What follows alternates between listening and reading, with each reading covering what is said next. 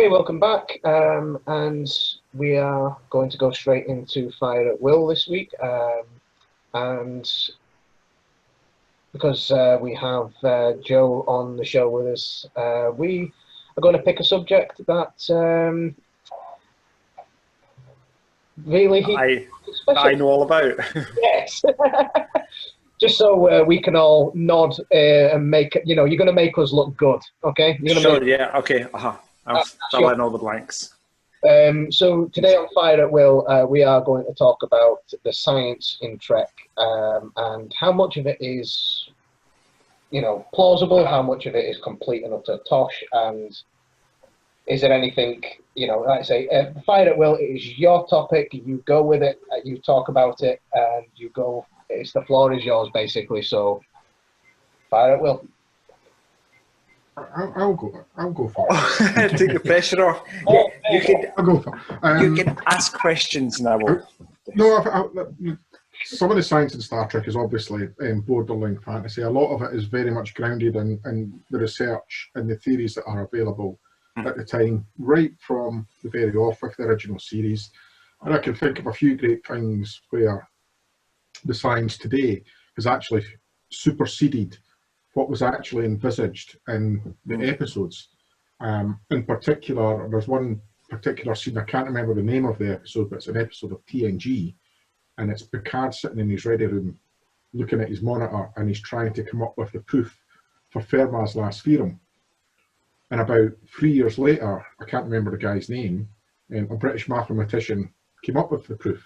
So very quickly, something that was meant to happen 300 years in the future was, superseded 3 years later after the show was broadcast, which is incredible. We all know about the iPads and the original series. But I don't know if you've read it, Joe. I've not read it all. I've read bits of it. But you being a physicist, you'll know him very well. Lawrence Cass and his book, The Science of Star Trek. Yes, indeed. Have you read that? I've read, but I found it a bit of a difficult read, to be honest. I've kind of read snippets out of it. I don't think it's a book you can read cover to cover like a novel. You can dip in and out. I think I grew up watching TNG, and I think that's where I get my love of science from. Even though most of it was just there's some science. They had science consultants on the writing staff to try and make the science stories that they were telling some way believable. And there was loads of technobabble. And I think I fell in love with the real science nuggets that were in there, but also all the technobabble that they used. And the fact that it was science stories set 400 years in the future. I think I was born a few hundred years too early. I don't think the 20th and 21st century is when I should be living. Take warp drive, for instance, or take Fermat's last theorem. You were talking about Andrew Wiles in 1995, the mathematician that came up with the proof. I haven't just Googled it. It's not why I looked across there. No, didn't happen. But yeah, take warp drive. There's loads of examples. So there's the idea behind warp drive is you have some vast amount of energy from some kind of exotic matter, and you use it to produce some kind of compression or expansion of space-time around the ship in order to propel the ship forward. That's kind of, in a nutshell, how it works. And it was a Mexican mathematician, Alcubierre, who came up with a proof of how faster than light travel or warp speed could essentially work in a way. And the proof stands up, and it follows what we know of science and the rules of mathematics. So we just don't have an energy source that's powerful enough to be able to do it at the moment. There's other things like the transporter. You've heard of Heisenberg's uncertainty principle. Yes. We can't know basically everything about a subnuclear particle at the same time. You either know one thing or the other. TNG did a brilliant thing and came up with a workaround and invented the Heisenberg compensator. to compensate for the fact that we don't know about the position and spin and angular momentum of electrons and things like that. So they kind of had this unthought out technical workaround. And I think that's what I liked about TNG. It didn't go into so much detail about how things were working. It was just some magical technology that they had that kind of explained it away. And I was like, oh yeah, I'm okay with that. And that's how it works. I don't, with my knowledge and with our current understanding of science, I don't see transporter technology being possible anytime soon. Although, do you know what, people hundreds of years ago said men couldn't fly, so I'm quite open-minded. Haven't they effectively done it with a single particle? They've done it with things like photons, which are... a bit of light, I think. Yes. One bit for another, possibly. Yeah, and there's things you can do with quantum entanglement where you have two electrons really close together and you entangle them, so whatever you do to one automatically happens to the other one, and that entanglement stays in place regardless of their separation. So you take the two electrons which are entangled, you remove them to opposite sides of the universe, and you ping one and the other one gets pinged, which is an idea of instantaneous communication. Is that relating to the split experiment, which you mentioned Heisenberg, where they fire the single particles through the two slits, but they still behave like waves? You're talking about wave-particle duality. Yes. So the idea is if you take a photon, or light, photons of electromagnetic radiation famously behave both as waves. They follow all the rules that waves follow: interference, reflection, refraction, diffraction. But they also behave as particles that we see in the photoelectric effect. So we can use high energy photons like UV light to allow electrons to give electrons enough energy to leave a metallic surface. If you do an experiment with a photon that's a wave type experiment, the photons will behave as waves. But if you do an experiment that's a particle type experiment, the photons will behave as particles. It's kind of one of those things that behaves, it can behave as both. No, it can behave as either, but it won't do both at the same time. You can't do a particle experiment and it behaves like a wave. Light's really weird like that. Every time I watch a BBC documentary, usually presented by Jim Al-Khalili, and he talks about that experiment, it freaks my mind every time. I mean, it was obviously one of the most controversial experiments of the 20th century, and 100 years down the line, I'm still trying to get it into my head. Okay. That experiment, what happened, it's incredible. Yeah, I still don't have a solid vision about what light is. Like, if I was to be able to stop a ray of sunlight and zoom in and look at the individual particles, what are they? I've got this little vision that it's a little tiny kind of bubble of waves with waves inside, but that doesn't really make any sense. What is a photon? When they talk about phasors being comprised of kind of photons of anadion particles, that marriage between a particle beam and a laser in phase and in sync becomes a phaser. Or photon torpedoes. I think they're just torpedoes that are really bright. So your point, Divine's lasers should be able to take them out really easily. What is that idea of a photon? I think it's just a kind of a sciencey, tricky way to say, oh yeah, it emits light, isn't it? Yeah. I mean, a word that you hear quite a lot in a few of the versions of Star Trek is gravitons. And when you look at the research now going into gravity waves, yes, and where are we? The last time I read it, we weren't sure if we had or had not actually discovered a gravity wave, but we're certainly, if we haven't discovered it, we're certainly moving closer to actually discovering gravity waves. And I'm guessing, coming back to your point about warp drive, if you can, to fold space or warp space in that manner in the way that gravity does, then I guess that's a stepping stone on the way to faster than light travel, or at least proving that it's possible. I suppose to your point about what the ability to warp space-time, gravity does it anyway as a consequence of having mass. So the heavier you are, the bigger your gravitational well is going to be, so the greater the acceleration of an object in orbit is going to be towards it. So like the gravitational field at the surface of the Earth is around about 10 newtons for every kilogram. So if you take your mass in kilograms, multiply it by 10, you get your weight, you get the force upon which the Earth pulls on you with.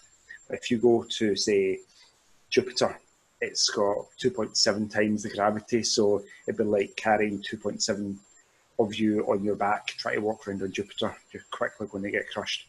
The sun's something like 260 times. So I don't know about you, I do go to the gym, but I couldn't hold 260 of me on my back. I think my legs might give way. That's a squat too far.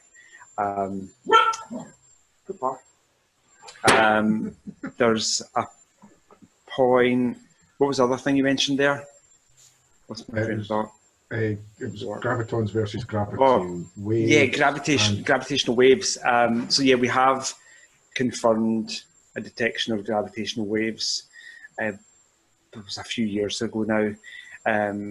The LIGO detector is basically a giant interferometer. It fires lasers at mirrors, and basically you measure very accurately the distance in between different legs of this interferometer, and the legs are at right angles to each other. So you measure the distance in between two mirrors here, and then you measure, it's the same light because it's been bounced off a mirror like that, and you measure the distance in this kind of direction. And if it's sensitive enough, so if space-time isn't warped, then the distances should be exactly the same. But they got it to the point where it was sensitive enough to detect gravitational waves, waves of gravity passing through space. And a few years ago, there was a little bit of difference in distance that they detected. Now, weirdly, the gravitational waves were produced by two colliding black holes a couple of billion light years away, and they had something like 30 solar masses each. So they were really, really massive black holes, but like impossibly far away, producing waves of whatever gravity waves are that were so infinitesimally undetectable that we're only at a point now where we can actually see that they're actually traveling through space. And I think the point is that everything that's got mass will produce gravity waves, but they're so tiny. Like, so I'm probably producing gravity waves just now because I've got a mass, but it's completely insignificant. So yeah, we have detected them. The graviton is something we haven't detected, but it's part of the standard model of physics. It's one of these force mitigating particles. So the photon is the force mitigating particle for electromagnetic waves. We've got the gluon, which is interesting because it glues protons and neutrons together inside the nucleus of atoms. And we've got the W and Z bosons, which are responsible for the weak nuclear force. The graviton is the one that we haven't discovered, but is the particle that we think should be out somewhere in the universe that is responsible for gravity, or what we feel is gravity.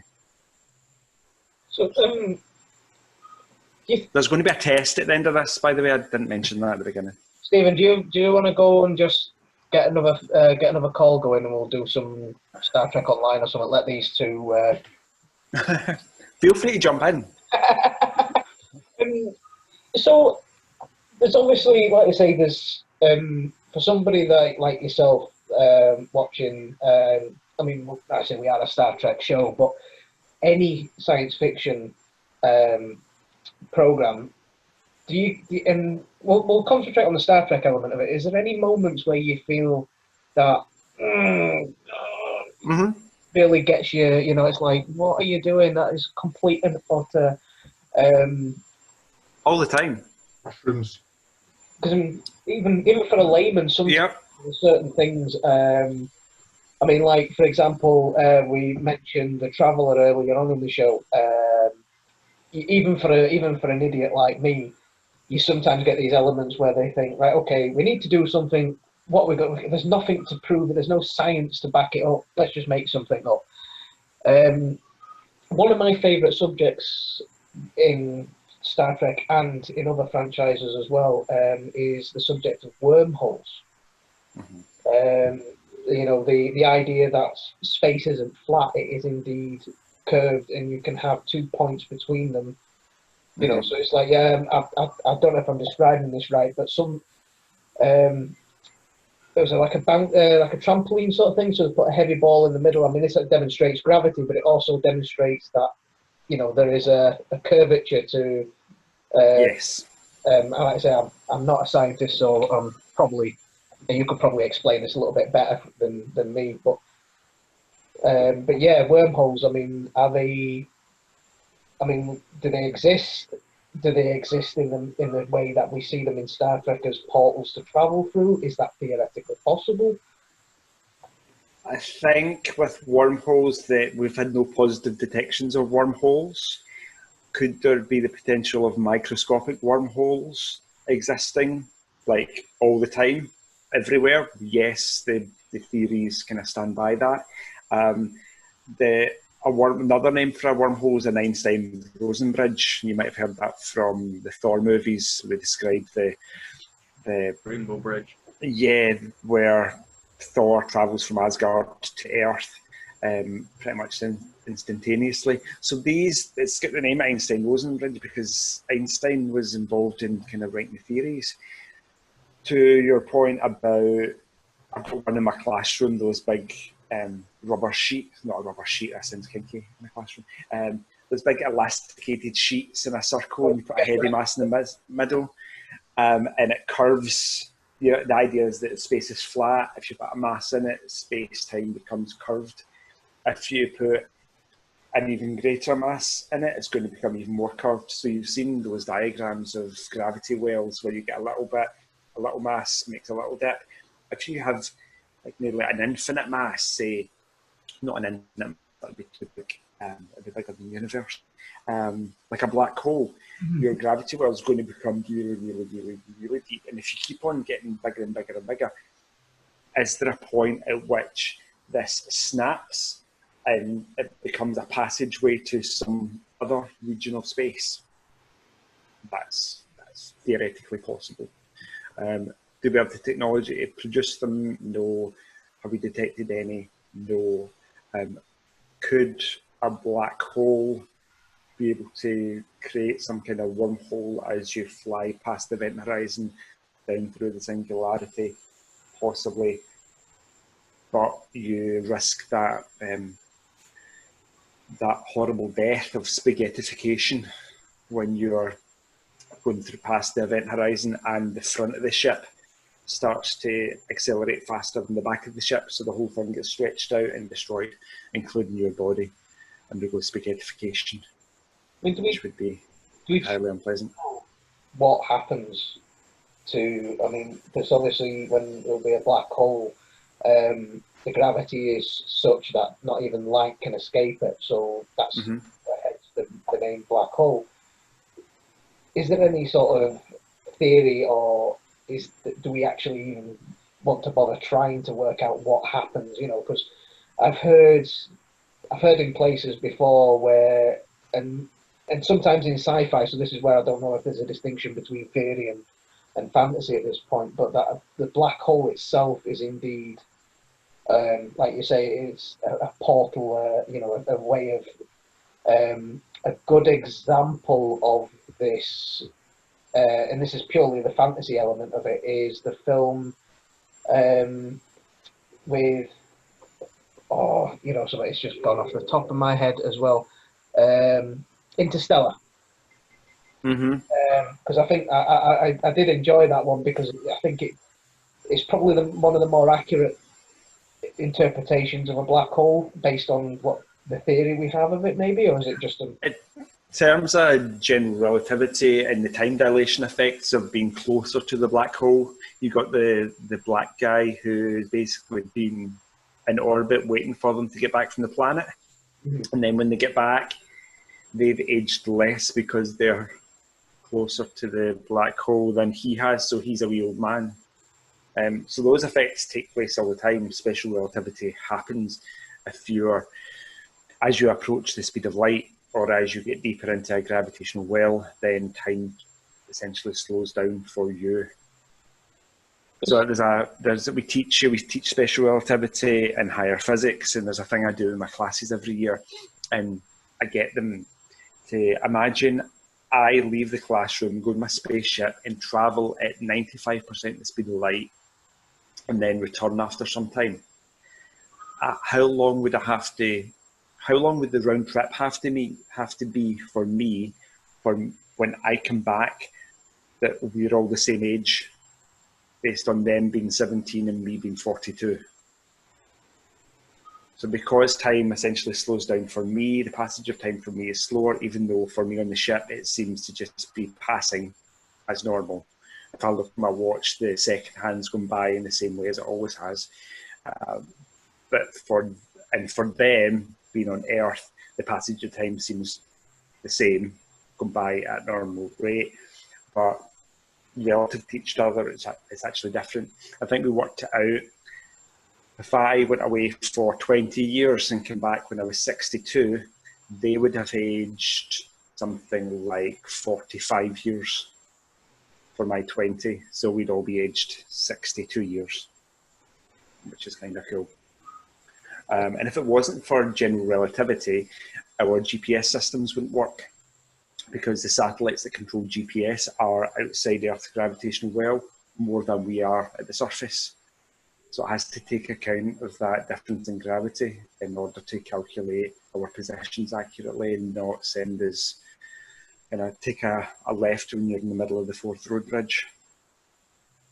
So there's that. But yeah, I was gonna say that there is that. I mean, it's compared to sort of like what you've just mentioned about traveling at the speeds and stuff like that, and going great distances and coming back.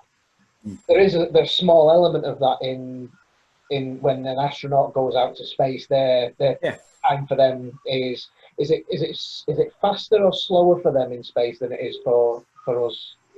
It's because they're moving faster in orbit of the Earth, and also because they're more outside the Earth's gravitational field, then time will be slower for them. So they're aging less faster relative to us. So that brings me nicely on to another thing I would is time itself. Now we see this a couple of on more than one occasion in Star Trek. Time travel. Yeah, the temporal wars in the films, the voyage home. Slingshot effect. See them now. I've seen both arguments to this, that it is physically impossible, and those that say no, it is, but would we want to do it? It's all theoretical, maybe. Time is linear. Does it always go forward?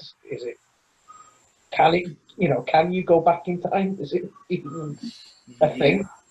I've seen nothing to suggest in terms of what I've read of physics that we could do time travel in the way they do it in sci-fi, i.e. use some kind of machine or technology to instantaneously jump back from one point in time to another point and visit the dinosaurs or the Kennedy assassination or some other event.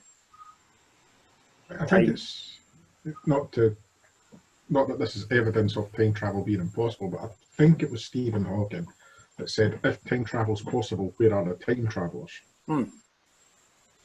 Do you ever do that, like sit in your sofa and say, okay, if time travel is possible, then in 5 minutes, I will appear from the future. And then you wait 5 minutes and you don't appear from the future. So you go, yeah, it's not possible. I do that all the time. Do you guys know? JJ, you asked a question which I totally glossed over about things in Star Trek that annoy me. Yeah, I've just touched on it, but if you want to elaborate on that, you can do, yeah. Mushrooms. Yes, so interestingly, watching TNG growing up, I never really thought about it all too deeply, but as a teacher, when you really have to know the ins and outs of what you're teaching, then anytime somebody makes a mistake or something's a bit inaccurate, my teacher head comes in and goes, that doesn't make sense. Like in the episode The Royale in TNG, where they get stuck on the planet and some alien race has made this hotel based on the book The Royale because an astronaut died on it or something. And it's a weird kind of 1930s casino hotel in the middle of this desolate planet. Geordi is on the Enterprise and says the surface temperature of the planet is minus 293 degrees Celsius. Never occurred to me before that that's just a load of nonsense, because absolute zero is minus 273.15 degrees Celsius. You can't get anything colder. It's physically it's not possible. Not theoretically possible, not possible in the slightest way whatsoever. So there's a minimum temperature that anything can be, because temperature is related to kinetic energy. And as you remove kinetic energy, you cool things down, and there'll be a point where you've removed all the kinetic energy, and therefore you're at the lowest temperature you can get. And Geordi says that the temperature is 20 degrees colder than that coldest temperature. So it's only in the last couple of years that it jumped out at me and goes, don't like that. But recently, recent iterations of Star Trek it's like they haven't employed anybody with a science background, and it's kind of irritated me. The spore drive, for one. Now, I really love Discovery. I really enjoy it. But the spore drive was just a step too far. Yeah. There's a couple of Gregor? There's a couple of things that they come away with from a science aspect in Discovery. Down, boy. Where there's one in season 2 where they talk about Newton's second law, where they say for every action there's an equal and opposite reaction, and they're referring to politics. Oh, yeah. Not force. No, not the force of a rocket or anything like that. And that makes nonsense. And there's one in Picard, and it's the episode that Riker's in, where they talk about thermodynamics. And the quote is, "No good deed goes unpunished." Well, that's nothing to do with thermodynamics. You know? And it's like, they're patting themselves on the back thinking, hey, these guys are, the viewers are nerds and geeks. Let's just say something nerdy and geeky. Like they do in the Big Bang Theory, and they'll love it. And I find it quite insulting, actually. Pandering to the audience, but not realising the audience is actually smarter than that. And we can get tough dialogue, and we can podcast about it, and that's why we love Star Trek in the first place.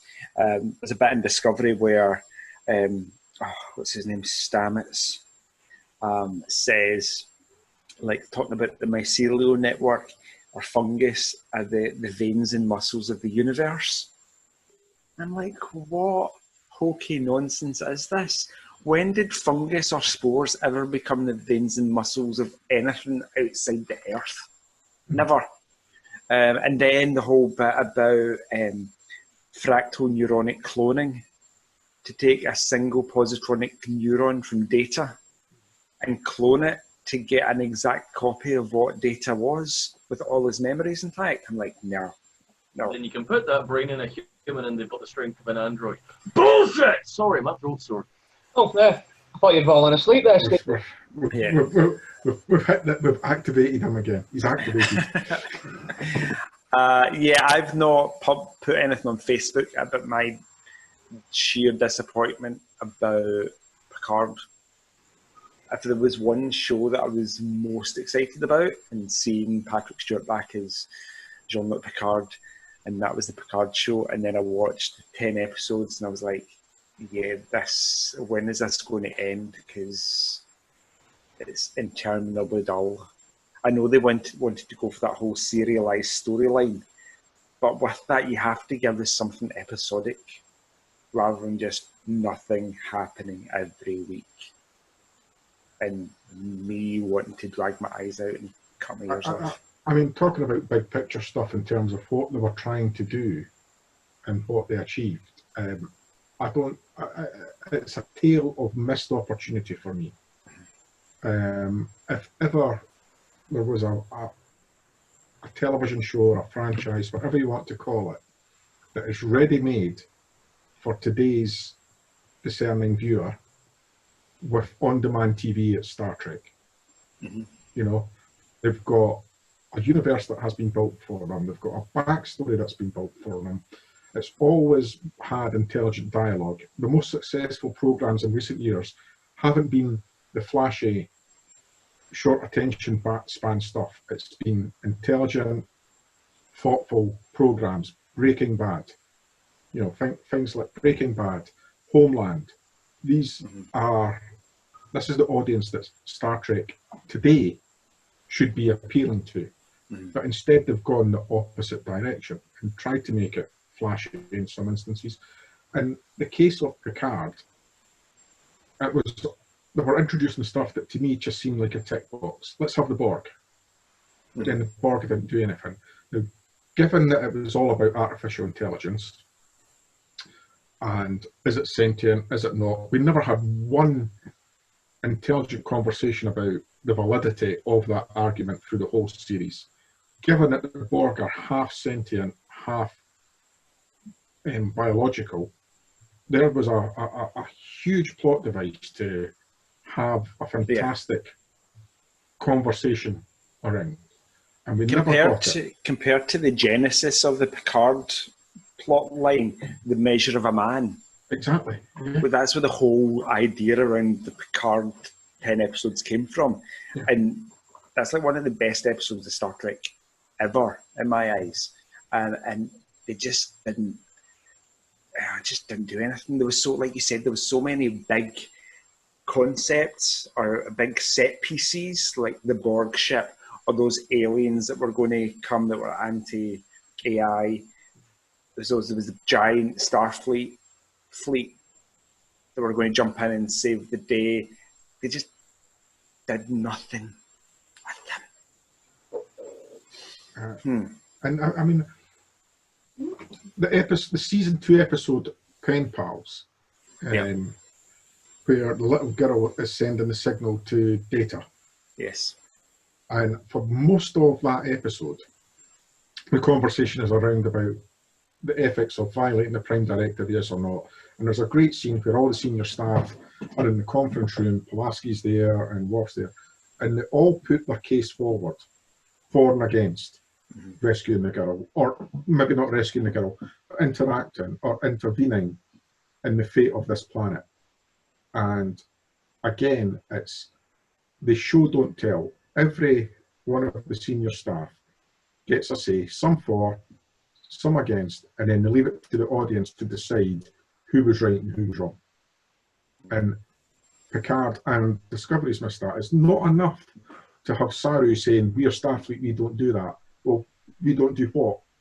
Yeah. You know, back it up with words. What and why, and have a debate around it. Yeah. I agree. Even for a layman, one of the things that sort of really got me sort of like, what, really? Was the orchids in space. That sounds like these massive flower-like things that the planet, engulf entire ships and whatnot. I mean, I know there's a lot of stuff out there that we don't truly understand. So a little bit of leeway in that department, yes. But it's something that for me, it doesn't even, I mean, It looks nice, but it's nice, yeah. But it's like yeah, it's It's not satisfying. It's visually stunning. It's epic, but it's not satisfying from a story. I can't even say the word. It's not from story point of view. It's not that satisfying, and stuff like that doesn't stand up to a second viewing, and I think that's the issue. yeah. I've not watched Picard since it was first on. I can't bring myself to actually go and do it. I mean, from an entertainment point of view, I didn't dislike it, but from I was expecting a lot more from it, and it did feel to me like there was just a lot of things put into it to make it look shiny and fancy and stuff like that. There was a lot of things where it was it felt. My hope is that it's something that it was just setting up, you know, the series to get its legs and start running when they come out with season 2. You know, hopefully it comes out of the gate on season 2, because if it doesn't, it won't. Not unless somebody with deep pockets decides to run it for season 3. But you know, I mean, we have this all the time where there is so much stuff you can talk about with Picard, with Discovery. And you could basically shoot holes in it forever and a day. You could podcast and YouTube video until the cows come home on that one. There's just so much. And that's why I haven't. I know I've been like personally disappointed with Picard and having a few wee niggles with Discovery, but overall I enjoyed Discovery. There is a fine line between expressing a personal opinion and basically ripping into something, and at the end of the day, you know what I mean, that's the line we try not to cross, which is why I try and keep. I can never do this. You know, them two. You know, we're there and there. Yeah. You know, it's like that one in there. You know, it's like I try and avoid mentioning. But coming back to Joe's point there about the negativity, right? I've made it clear I don't like Discovery. Well, I don't like season 2 of Discovery. Season 1 I can watch. Season 2 I don't like what they've done with it. But I'll maybe justify, because I don't think justify is the right word. I'll explain my reasons for not liking it, but I won't call anyone out for liking it. If they like it, fine. There's stuff about Discovery I do like. I love the visuals. People say it's dark looking. I don't care about that. I actually think as someone who runs about with a camera, I love the way the show looks. I absolutely love it. Just write it better. And don't have any lens flares. Yeah, please, no more JJ. No JJ lens flares, please. You know, I love that. I love the look of Picard. I think both shows look great. They've got a budget thrown at them that no other Star Trek show has ever had. Just get the writing. You know, both shows have a great cast, by the way. I actually love the cast. I don't like Michael Burnham's character, but I actually think Sonequa plays her really well with what she's got. Mm-hmm. She does. She does too many powerful monologues. It's like a captain's log, but it's just her standing speaking, rather than being a captain's log that we're used to. It's a prequel show. It's I think, is it 10 years before Kirk and the Enterprise? I think it's somewhere. Yep, roughly. Yeah. So it's only 10 years before, and there's this wonderful Crossfield class starship. You mentioned earlier about the Spore Drive, the mycelial network, stuff like that. Burnham, Spock's adopted sister. Now I've mentioned a few things there, of which not a single iota of any of that is ever mentioned, or at least if somebody can correct me, please do, is ever mentioned in any other iteration of Star Trek. Now, that brings me neatly onto my gripe about that with season 2 of Discovery, is that they started writing season 2 of Discovery. They were, you know, it's all going well, you know, blah, blah, blah. and all of a sudden somebody somewhere realised, oh crap, we've got a crossfield starship, a sister of Spock, this X, Y, and Z. We need to get rid of all that stuff. How are we going to get rid of that stuff? Oh yeah, let's catapult the ship 1,000 and God knows how many years into the future, and then we can do what we want with it. That's my but like I say, I enjoy it. But do you feel that they sort of they have a plan from the start to explain all this away, or do you think they just went with it and then realised, Right.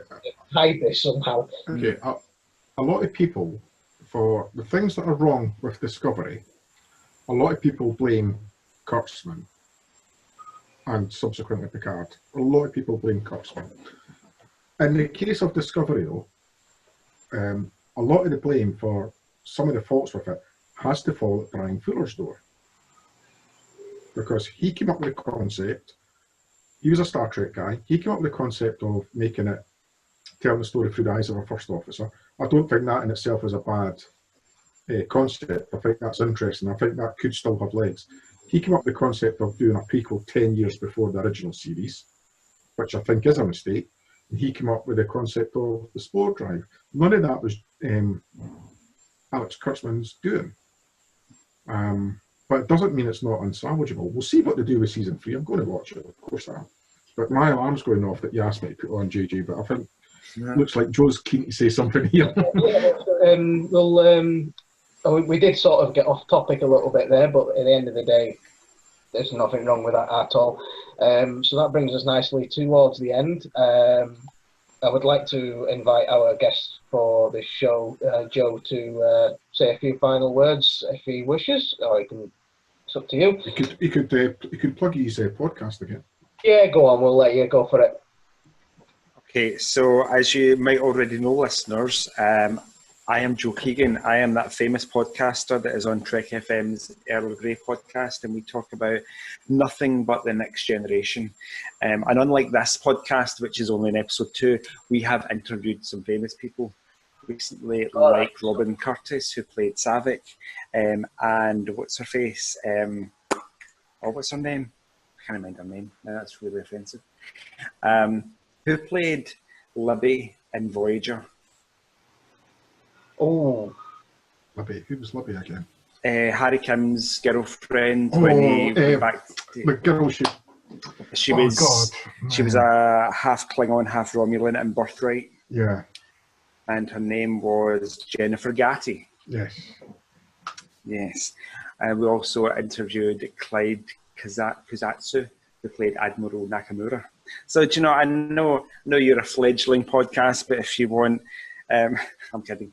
Yeah, you can, if you want, listeners want to reach out to me, you can tweet me on Twitter at joyjoe77uk, you can email me, joepodcasts@gmail.com, or you can get me on Facebook if you want to chat. So thanks for having me on, guys. It was really good fun. I hope you last for a whole 5,000 episodes. It's been an absolute pleasure to have you, Joe. And we do apologise, but it's all downhill from here for you, I'm afraid. You know, you've now been associated with us. Is that my career over? Oh, damn it. You know. I just bought this new podcasting mic as well. Damn it, I'll have to send it back. Well, thank you very much, everybody, for tuning in. If you've lasted this long, well done. And we hope to see you for the next one. You're never getting these 2 hours back, you know. That's it. It's never coming back. What have you done with your life for the last? We've done it already. I feel sorry for the people that have got to watch and listen to it now. I know. We've made lockdown so much worse for everybody. Yes. Right. Well, let's say thank you, guys. We'll leave that there. Hopefully we'll see you guys again, and like I say, please give Joe and the Next Generation podcast Earl Grey a good. I've listened to a few of the podcasts, by the way, and it's thoroughly enjoyable. It really is. So that just says goodbye from me and to my co-host and our guests. Thank you very much for joining us, and we'll see you again soon. Thank you very much. Long and prosper.